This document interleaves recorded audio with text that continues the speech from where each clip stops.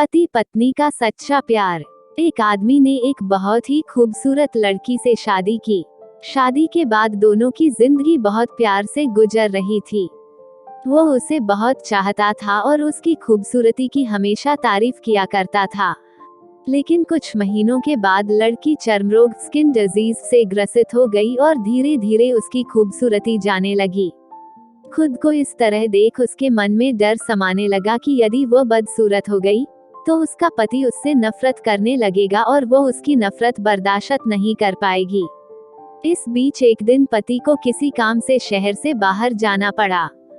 काम खत्म कर जब वह घर वापस लौट रहा था, उसका एक्सीडेंट हो गया। एक्सीडेंट में उसने अपनी दोनों आंखें खो दी, लेकिन इसके बावजूद भी उन दोनों की जिंदगी सामान्य तरीके से आगे बढ़ती रही। समय गुजरता रहा और अपने चर्मरोग के कारण लड़की ने अपनी खूबसूरती पूरी तरह गंवा दी। वह बदसूरत हो गई, लेकिन अंधे पति को इस बारे में कुछ भी पता नहीं था, इसलिए इसका उनके खुशहाल विवाहित जीवन पर कोई प्रभाव नहीं पड़ा। वह उसे उसी तरह प्यार करता रहा। एक दिन उस लड़की की मौत हो गई। पति अब अकेला हो गया था।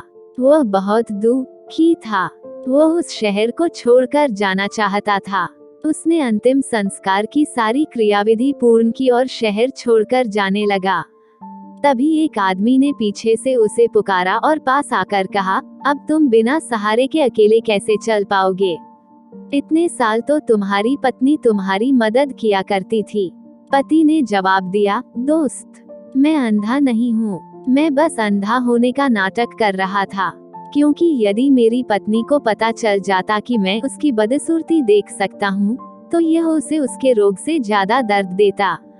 इसलिए मैंने इतने साल अंधे होने का दिखावा किया। वह बहुत अच्छी पत्नी थी, मैं बस उसे खुश रखना चाहता था।